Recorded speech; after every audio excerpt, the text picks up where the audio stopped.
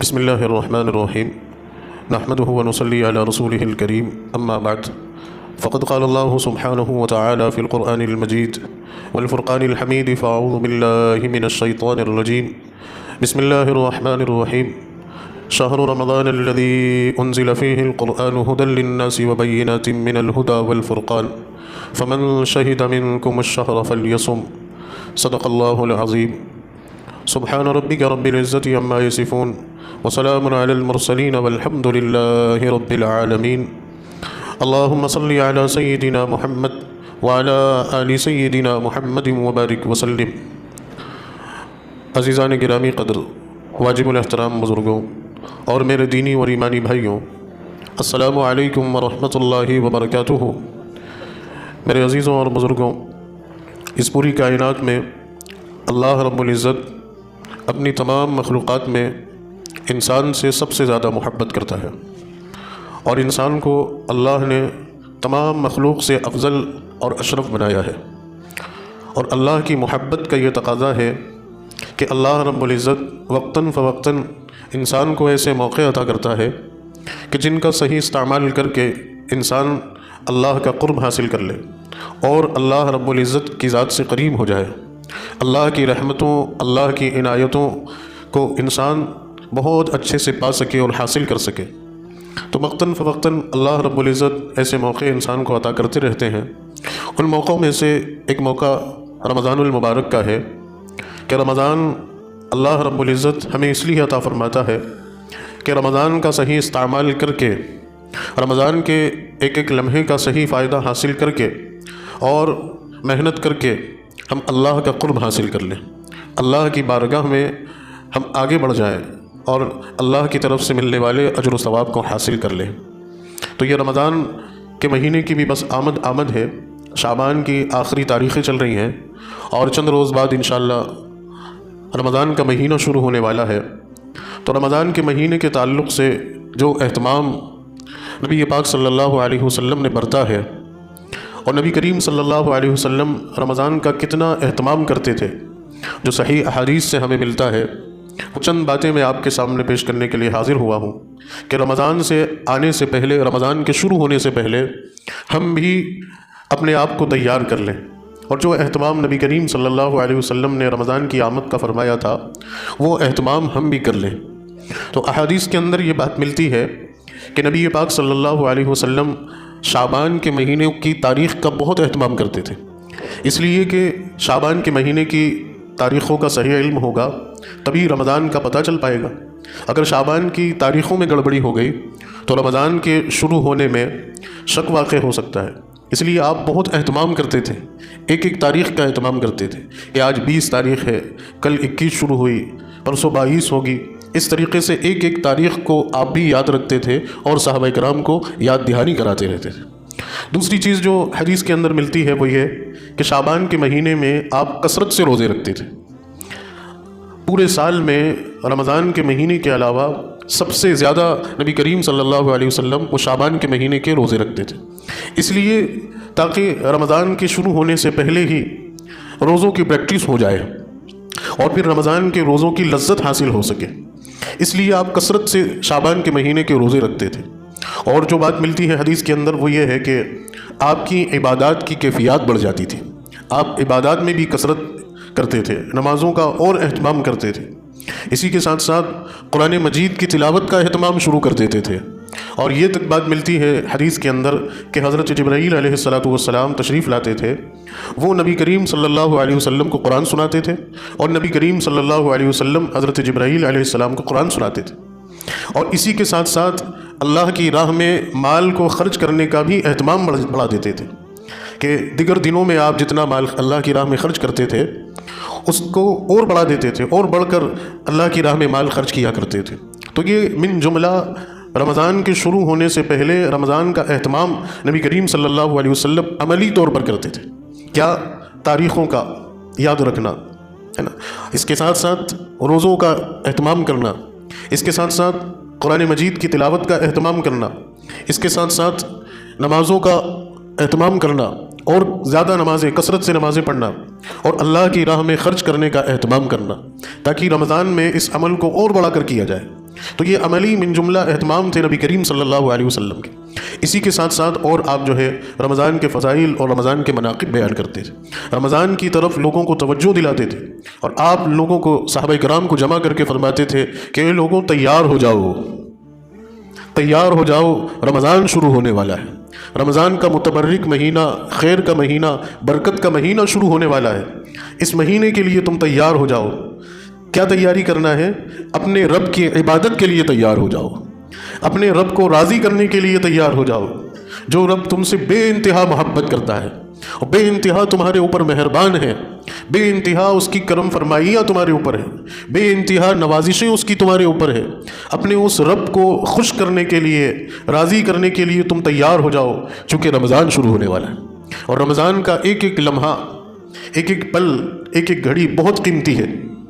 اس کی طرف صحابہ کرام کو توجہ دلاتے تھے اور اس بات کی نصیحت کرتے تھے کہ خبردار اور ہوشیار، غفلت مت برتنا، لاپرواہی مت برتنا۔ ایسا نہ ہو کہ غفلت کے تئیں لاپرواہی کے چلتے ہوئے یہ ماہ مبارک آئے اور گزر جائے، تم کچھ حاصل نہ کر سکو، تم کچھ پا نہ سکو، اور تمہیں کچھ نصیب نہ ہو سکے۔ ایسے غافل بن کے رمضان مت گزارنا۔ اور قرآن کی آیت پڑھ پڑھ کر سناتے تھے کہ یا ایھا الذین آمنوا کتب علیکم الصیام کما کتب علی الذین من قبلکم، کہ اے لوگوں، خاص طور سے مسلمانوں،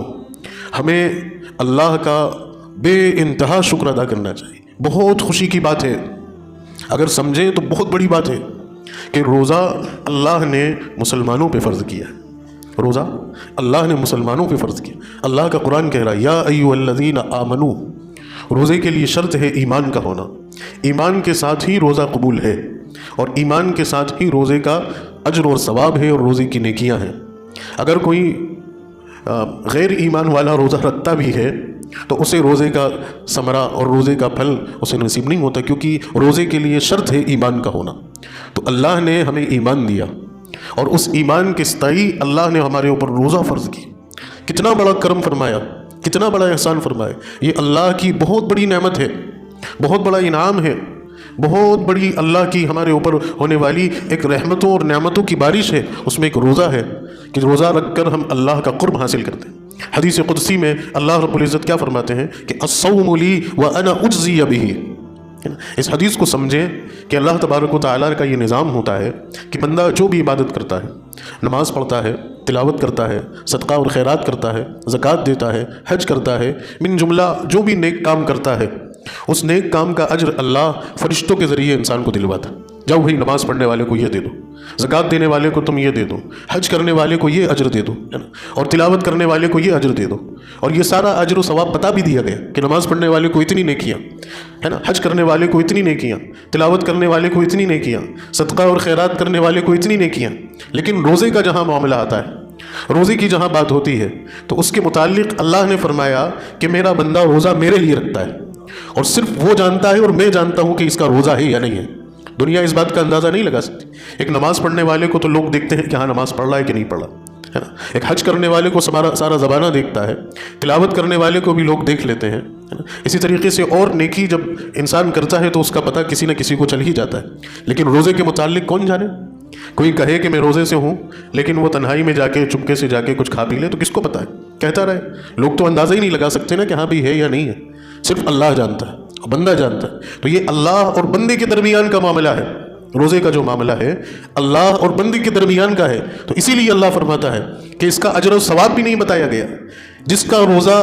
جس وزن کا ہوگا، ہے نا، جس وزن کا ہوگا، جس معیار کا ہوگا، اس میں جتنا اخلاص ہوگا، اس میں جتنا اہتمام ہوگا،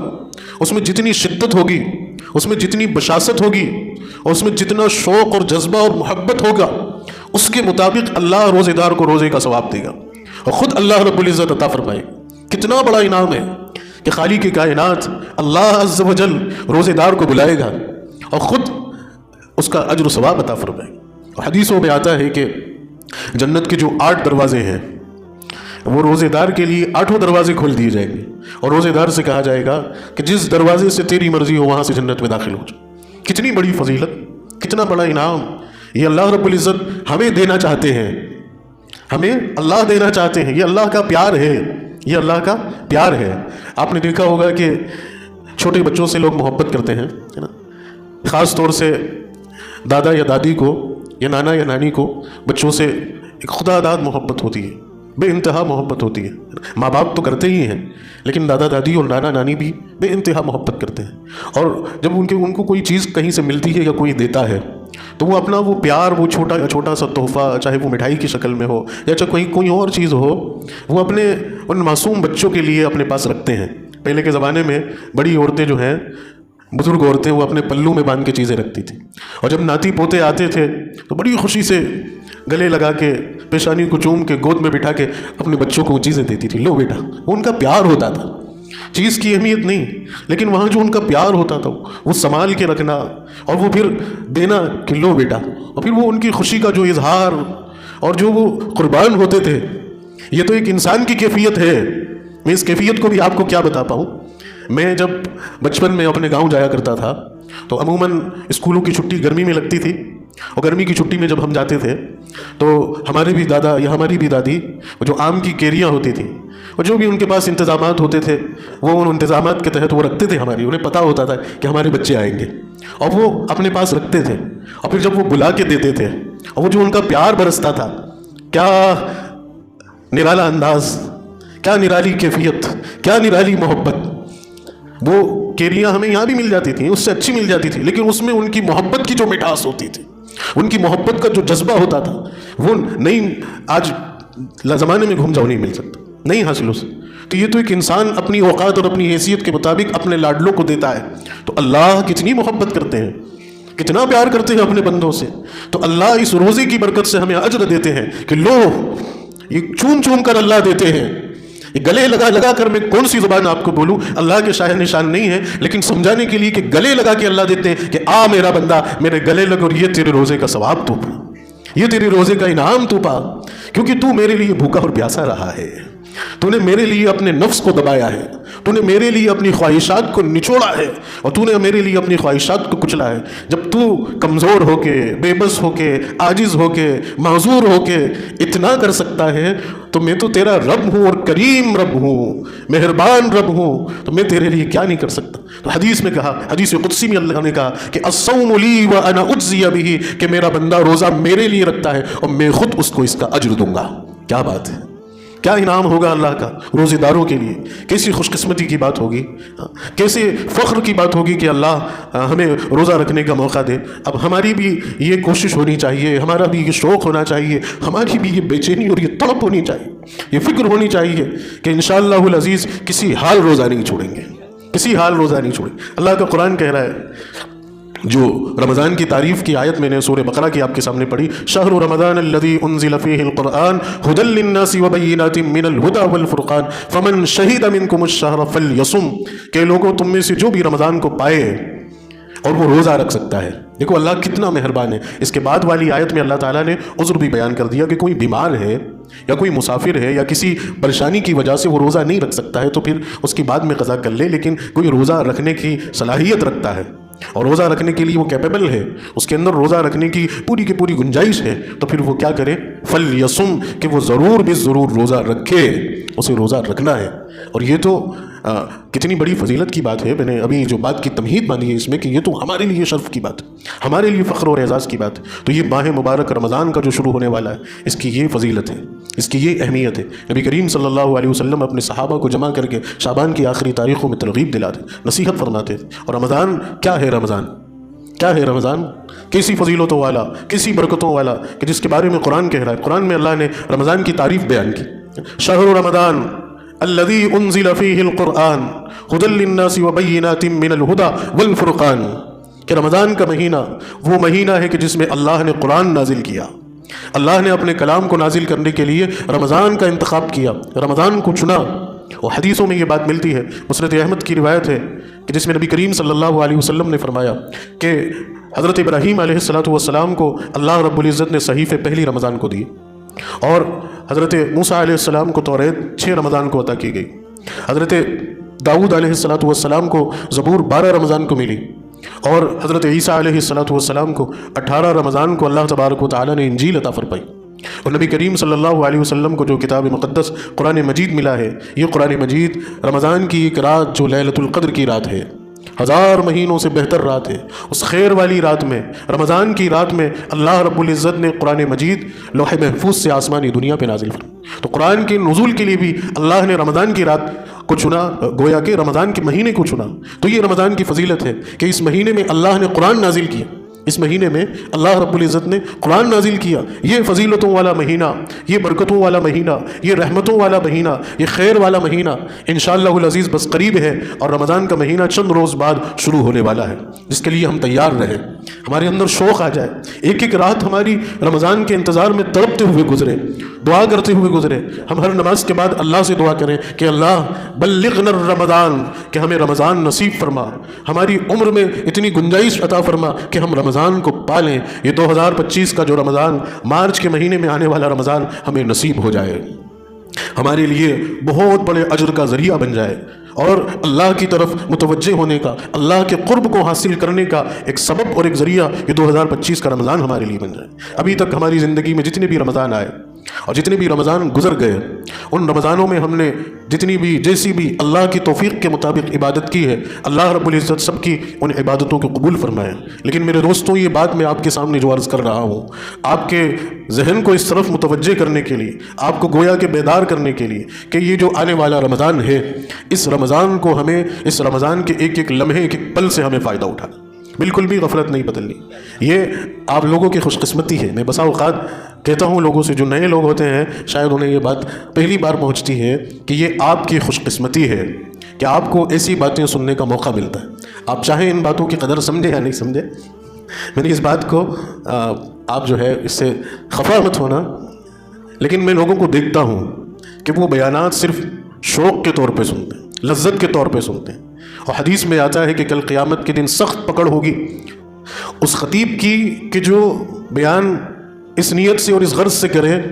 کہ لوگ اس کی تعریف کریں اور بعد میں مل کے اس سے کہیں کہ آپ بہت اچھی تقریر کرتے ہیں۔ اگر یہ نیت کسی کی ہے تو سخت گرفت ہوگی ایسے خطیب کی ایسا بیان کرنے میں۔ اللہ اس سے مجھے بچائے۔ اور اسی اعتبار سے ان سننے والوں کی بھی کہ جو صرف لذت کے طور پہ سنتے ہیں، لطف کے طور پہ سنتے ہیں، عمل کی غرض اور عمل کی نیت سے نہیں سنتے ہیں اور بس سنتے ہیں اور سن کے گزر جاتے ہیں، تو اللہ اس چیز سے بھی ہمیں بچائے۔ اب آپ مت سوچنا کہ کہاں پھنس گئے، اچھا تھا باتیں سامنے ہی نہیں آتی تو کم از کم بچے تو تھے، اب سن لیا تو اور پھنس گئے۔ نہیں، اس کا اندازہ آپ کو آخرت میں ہوگا، اس کا پتہ آپ کو آخرت میں چلے گا۔ چھوٹا سا اور پردہ اگر اٹھاؤں تو آپ اس کا اندازہ اس بات سے لگا سکتے ہیں کہ یہ ایمان کی اور اسلام کی برکت ہے کہ ایسی خیر کی، بھلائی کی، ہدایت کی اور کامیابی کی باتیں سننے آپ ایمان کی برکت سے سنتے ہیں۔ دنیا میں چل پھر کے دیکھو کہ لوگ کیسی گمراہی میں ہیں، کیسی تباہی میں ہیں، کوئی سمجھانے والا نہیں ہے، اور سمجھانے والے بھی ان کو گو گوبر سمجھا رہے ہیں، اور سمجھانے والے بھی ان کو جانوروں کے پیشاب کی فضیلت بتا رہے ہیں کہ اس کو پیو گے، اس کو ملو گے اور اس کو لگاؤ گے تو پوتر ہو جاؤ گے، اس کو کھاؤ گے تو بدھی بڑھ جائے گی۔ اور کیسے کیسے گندے پانی کے اندر لوگ ڈبکیاں لگا رہے ہیں، جس کو ایک وقت میں کہا گیا کہ بہت پاک اور صاف ہے، بہت پوتر ہے، اور ابھی چند دنوں میں رپورٹ آ رہی ہے کہ وہ گندہ ترین پانی ثابت ہو گیا، کہ اس میں زبردست قسم کے جراثیم ہو گئے اور اس میں کوئی نہا ہی نہیں، کوئی ڈبکی نہیں لگائے، اور ہیلتھ ڈپارٹمنٹ نے اس کا سروے اٹھایا اور کہہ دیا کہ یہ گندہ ترین پانی، لوگوں کو اس میں ڈبکیاں لگانے پڑ گئی۔ وہ آستہ ہے ان کی بیچاروں کی، ناپاکی کیا پاکی، کیا ناپاکی، کیا انسانیت، کیا ہمدردی، کیا پروٹوکال، کیا اونچ نیچ، کیا تفریق۔ میرے ایک دوست نے مجھے میسج ڈالا کہ آپ بات کرتے ہو تو اللہ اس کی صلاحیتوں میں اضافہ کرے۔ اس نے میسج میں مجھے ٹائپ کر کے دیا کہ ذرا اپنی قوم کے لوگوں کو اس طرف بھی متوجہ کرنا اور لوگوں کو بتانا۔ اچھی بات ہے اس کی، میں آپ کے سامنے اس لیے رکھ رہا ہوں کہ ذرا غور کرو دوسرے مذہب والے لوگوں کے لیے کہ ان کو اپنے معبودوں کو راضی کرنے کے لیے نظر و نیاز، چڑھاوے، پرساد ہے نا، وہ دینے پڑتے ہیں، پیسے خرچ کرنا پڑتا ہے، چڑھاوے لے کے جانا پڑتا ہے۔ وی آئی پیوں کی کیٹیگری الگ ہوتی ہے، ان کا پروٹوکال الگ ہوتا ہے۔ غریب بھیڑ میں دبتے ہیں، کچل دیے جاتے ہیں، مر جاتے ہیں، کوئی پرسان حال نہیں ہوتا۔ اور ہمیں اللہ نے کیا نظام دیا؟ یا آپ جمعے کی نماز پڑھنے آئے، کوئی 1 روپے کا بھی مطالبہ آپ سے کسی نے کیا؟ کیا پیسے کے خاطر، دولت کے خاطر، عہدے کے خاطر صفوں میں کسی کو بٹھایا جاتا ہے کہ نہیں بھائی مالدار ادھر آؤ اور غریب ادھر آؤ؟ کچھ نہیں، یہ اللہ کا گھر ہے، یہاں جو جس جگہ آ کر بیٹھ جائے کسی کا کوئی حق نہیں بنتا، کسی کا کوئی حق نہیں بنتا کہ اس سے وہ یہ کہے کہ تم یہاں سے ہٹو میں بیٹھوں، کسی کا حق نہیں بنتا۔ ایسا شخص بدترین ظالم ہے اگر وہ کسی کو کہتا ہے، اگر اس کی مستقل جگہ بھی ہے وہ بھی نہیں کہہ سکتا کہ میں یہاں زندگی سے بیٹھ کر نماز پڑھ رہا ہوں، اور کوئی نیا مصلی نیا آدمی آ کے وہاں بیٹھ جائے تو ان شیخ صاحب کو اور ان مالدار اور ان سیٹھ صاحب کو بھی شریعت اس بات کی، اسلام اس بات کی اجازت نہیں دے سکتا کہ آپ ساری زندگی چاہے اس جگہ نماز پڑھ رہے ہو اور آپ آ کر کسی مسلمان کو وہاں سے کہہ دو کہ کس کو میری جگہ نہیں حق ہے۔ یہ اللہ کا گھر ہے، یہاں جو پہلے آئے گا وہ زیادہ پائے گا، جو جہاں آ کر بیٹھ گیا وہ اللہ کی جگہ۔ یہ اسلام ہے، یہ ایمان ہے، یہ برکتیں ہیں، پاکی ہے، صفائی ہے، روحانیت ہے، رحمتیں ہیں، اللہ کی برکتیں اور عنایت ہے۔ اس لیے میں کہتا ہوں کہ ہمیں فخر کرنا چاہیے، اللہ کا شکر ادا کرنا چاہیے کہ اللہ تبارک و تعالیٰ نے ایمان عطا فرمائے، اللہ نے اسلام عطا فرمائے، اور اسی ایمان اور اسی اسلام کا تقاضا ہے کہ لوگوں رمضان آ رہے ہیں، روزے آ رہے ہیں، تو اس رمضان کا اہتمام کرنا ہے، اس کی قدر کرنا ہے، شوق دل کے اندر ہونا چاہیے، ایک ایک گھنٹے ایک ایک گھڑی تڑپ بڑھنی چاہیے۔ میں ایک مزے کی بات کہوں کہ ایک دلہے کو جس کی تاریخ ڈیسائیڈ ہو گئی کہ آپ کا جو ہے 2 مارچ کو نکاح ہوگا، جیسے جیسے تاریخ آگے بڑھتی جاتی ہے اس کا اہتمام بڑھتا جاتا ہے۔ مسکرا رہے میرے نوجوان بھائی، اس کا اہتمام بڑھتا جاتا ہے، اس کی بے چینی بڑھتی جاتی ہے، وہ تڑپتا جاتا ہے کہ ایک ایک رات گزارنا مشکل ہے، تیاریاں، مصروفیت، چھٹی بھی لے لی، کام کاج بھی ابھی بند کر دیا، کوئی الجھن کوئی ٹینشن نہیں، ابھی نکاح سر پہ ہے، ابھی نکاح سر پہ ہے۔ ویسا ہی شوق، میں نے ایک مثال دی، آپ کو مثال بہت ساری لے سکتے ہیں لیکن فوری طور پر میرے ذہن میں یہ آئی ہے، ویسا ہی شوق، ویسی ہی تڑپ، ویسا ہی جذبہ، ویسا ہی اہتمام، ویسی ہی بے چینی ہمارے اندر رمضان کے انتظار کے لیے پیدا ہو رہی ہے۔ یہ ایمان کا تقاضا کہ اللہ میں تیار ہوں رمضان کے لیے، میں روزوں کے لیے تیار ہوں، میں روزے رکھنے کے لیے تیار ہوں، میں صحت کی اللہ دعا کرتا ہوں آپ سے، میں عافیت کی دعا کرتا ہوں اللہ آپ سے، میں آسانی کی دعا کرتا ہوں اللہ آپ سے کہ اللہ مجھے عافیت میسر رہے، مجھے آسانی میسر رہے، مجھے صحت میسر رہے، اگر میں بیمار بھی ہوں تو اللہ آپ تو قادر ہیں،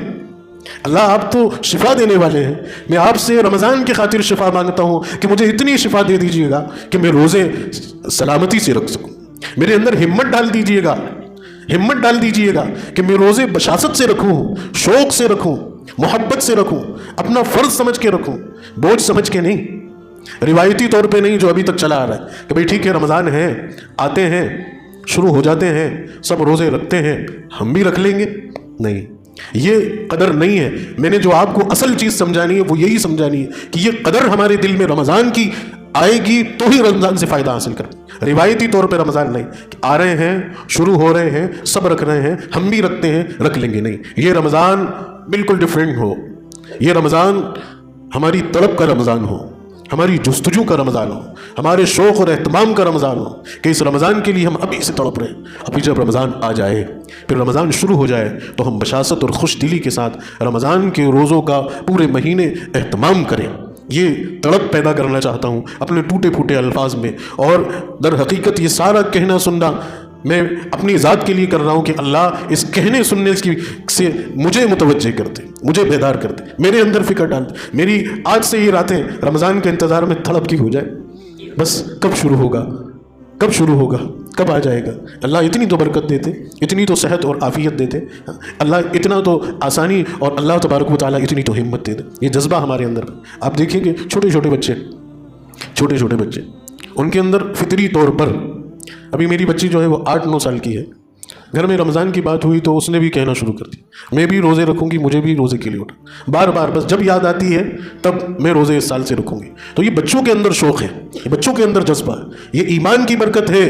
کہ آج آپ دیکھیں، اپنی تربیت کو دیکھیں، اپنے گھر کے ماحول کو دیکھیں،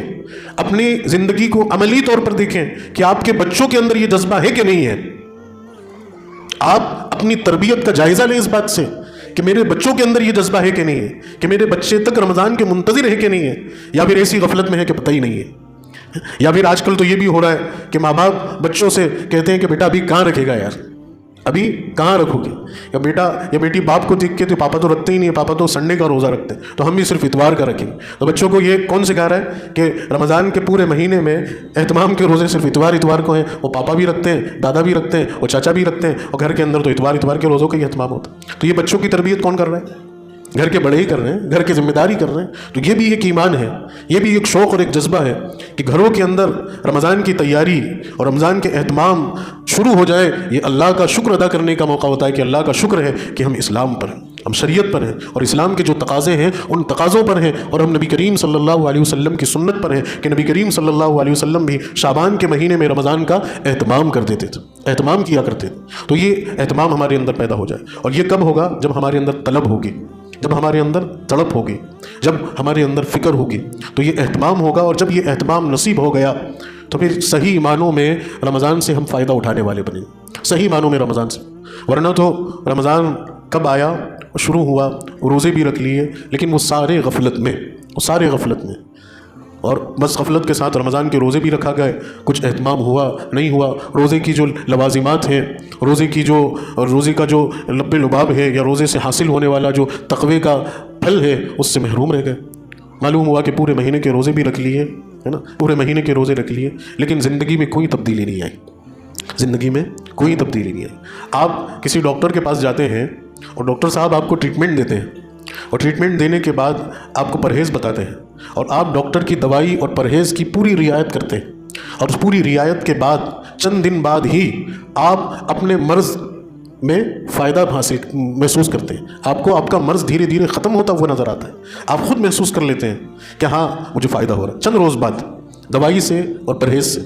اور یہی اگر آپ نے 15 دن کر لیا اور مہینے بھر کر لیا تو اچھی خاصی تبدیلی آ جاتی ہے، اچھا خاصا اس کا نتیجہ دکھنے لگتا ہے، اچھا خاصا اس کا اثر ظاہر ہونے لگتا ہے۔ تو ذرا یہاں پر بھی اس بات پر غور کر کے تو دیکھیں،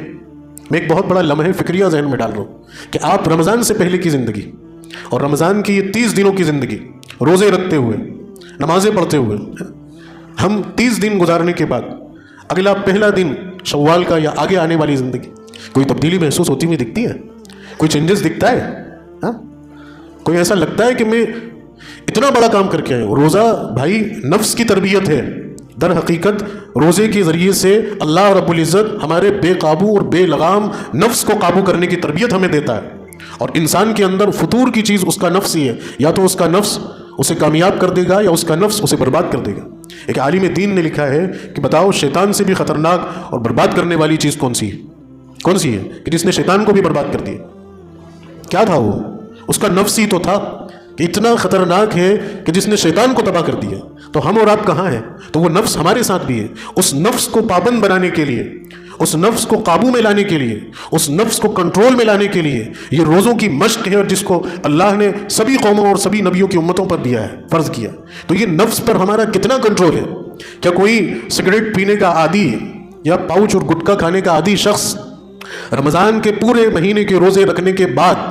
وہ اس نتیجے پر پہنچتا ہے یا اپنے نفس کو اتنا کنٹرول میں کر پاتا ہے کہ ہاں میں نے 30 دن 12-14 گھنٹے میں تمباکو کے اور سگریٹ کے اور پاؤچ کے بغیر گزر کر آیا ہوں، تو عملی طور پر اتنی تو پریکٹس مشق ہو گئی کہ میں چھوڑ سکتا ہوں؟ ہاں، کوئی 1-2 بندے ایسے آپ کو ملے تو مجھے بھی دکھانا، مجھے بھی آ کے بتانا کہ ہاں یہ شدید عادی تھے لیکن انہوں نے چھوڑ دیا۔ ہوتے ہوں گے، رہتے ہوں گے، میں اس سے انکار نہیں کر رہا، لیکن اکثریت تو نہیں چھوڑ پاتی، واقعیت نہیں چھوڑ پاتی۔ وجہ کیا ہے اس کی پتہ ہے؟ اس کی وجہ ہے کہ وہ خود بھی نہیں چاہتے، وہ صرف روزہ رکھ رہے ہیں، اور ان کو روزے کے اوقات میں ہی اس چیز کی طلب ستاتی ہے نا۔ وہ جو عادی ہوتے ہیں وہ افطار کے فوراً بعد اپنی ان چیزوں کا ہی کے بارے میں ہی وہ تڑپ رہے ہوتے ہیں، اور وہ سمیٹ رہے ہیں، اور وہ اس چیز کو جمع کرنے کی فکر میں رہتے۔ تو جو جیسی نیت رکھو گے، جیسے ارادے کرو گے، اللہ بھی تو فیصلے ویسے ہی اتارے گا۔ انہیں بد نظری سے، جھوٹ سے، دغابازی سے، حرام کاموں سے، یہ رمضان کے پورے روزے رکھنے کے بعد بھی اس سے بچتے کیوں نہیں؟ ہم اس لیے نہیں بچتے کیونکہ وہ اہتمام نہیں ہو پاتا، روزے، وہ شوق روزے میں نہیں ہو پاتا، وہ ترتیب روزے میں نہیں بن پاتی۔ تو بس اللہ سے دعا ہے کہ میں آپ کو اسی نقطے سے بیدار کرنا چاہتا ہوں کہ یہ جو رمضان ہے، یہ رمضان کے اس سال کے رمضان کے روزوں کو ہم ان اہتمام کے ساتھ کریں کہ ایک ایک غلط چیز ہماری چھوٹ جائے، اور وہ چھوٹے کی تبھی کہ جب آپ رمضان کے روزوں کو اس طرز پہ، اس شوق سے اور اس اہتمام کے ساتھ ہے نا۔ دوسری چیز جو ہے وہ ہے کہ دعاؤں کی کثرت اور دعاؤں کا اہتمام۔ رمضان کی جو قیمتی گھڑی ہوتی ہے، رمضان کے جو قیمتی لمحات ہوتے ہیں، اللہ رب العزت کی طرف سے دعا کی قبولیت کے پروانے اترتے ہیں۔ تو رمضان میں دعاؤں کا اہتمام کریں، دعاؤں کے معمولات ڈالیں کہ جو قبولیت کے اوقات ہیں، ایک تو تہجد کا وقت ہے نا، اور ایک افطار سے پہلے کی جو دعائیں لازم پکڑ لیں کہ تہجد، سحری کے ساتھ تہجد ضرور پڑھنی ہے، چاہے 2 رکعت پڑھیں، چاہے 4 رکعت پڑھیں، چاہے 6 رکعت پڑھیں، چاہے 8 رکعت پوری پڑھیں، لیکن تہجد کی کم از کم 2 رکعت تو روزانہ کی پڑھنا لازم کر لیں، اور اس کے بعد پھر 5 منٹ، بہت کم بتا رہا ہوں، کم از کم 5 منٹ دعا کا اہتمام مانگیں اللہ سے۔ کیا ضرورت ہے آپ کی؟ کیا چاہتے ہیں آپ؟ کیا بننا ہے آپ کو، کیا لینا ہے آپ کو، پوری دنیا مانگ لیں، اس کے خزانوں میں کمی نہیں۔ وہ مہربان دینے کے لیے آیا ہوا ہوتا ہے، وہ عطا کرنے کے لیے آیا ہوتا ہے، اور اس کی مہربانی کے عالم دیکھو کہ فرشتوں سے پکار لگواتا ہے کہ پکارو اور کہو اور آواز لگاؤ کہ ہے کوئی مانگنے والا جس کو میں عطا کروں۔ ہم تو مائل بکرم ہیں، کوئی سائل ہی نہیں۔ اللہ تو مہربان ہوتا ہے کہ مانگ میرے بندے کیا چاہیے، مانگتے ہی نہیں۔ ہم وہ غفلت برت لی، وہ غفلت ہو گئی وہاں کہ دیر سے اٹھ رہے ہیں، بھاگا دوڑی میں سحری ہوئی ہے، کیا ضرورت ہوئی نہیں ہوئی، کھانے پہ گرے ہوئے ہیں، اور وہ اتنا قیمتی وقت دعاؤں کی قبولیت کا ضائع کر دیا۔ مانگنے کا موقع تھا، نہیں مانگا، اب دھکے کھاتے پھر رہے ہیں، اب حالات سے جھوجتے پھر رہے ہیں، اب پریشان ہوتے پھر رہے ہیں، اب لوگوں کے آگے قرضوں کے لیے ہاتھ پھیلاتے پھر رہے ہیں، اب بیماریوں میں بلبلاتے پھر رہے ہیں۔ اللہ نے موقع دیا تھا مانگنے، تو یہ دعا کی قبولیت کا اہتمام۔ تیسری چیز تراویح کا اہتمام، قرآن کے سننے کا اہتمام۔ رمضان کو خاص نسبت اور تعلق ہے قرآن سے، اور تراویح کسی حالت کسی صورت نہیں چھوڑیں گے، اور پوری تراویح پڑھیں گے، پورے ماہ کی چاند دیکھ کر تراویح شروع کریں گے اور چاند دیکھ کر تراویح مکمل کریں گے، اور قرآن سے سنیں گے۔ ایک ناغہ تراویح کا نہیں ہونا، ایک گیپ تراویح میں نہیں ہونی، اور یہ تسلسل قائم کریں گے کہ جس مسجد میں پہلی دن تراویح پڑھی پورا قرآن مکمل طور پر وہیں سنیں۔ تو اللہ تعالیٰ ان کہی ہوئی باتوں پر ہم سب کو عمل کی توفیق نصیب فرمائے۔ وآخر دعوانا ان الحمد للہ رب العالمین۔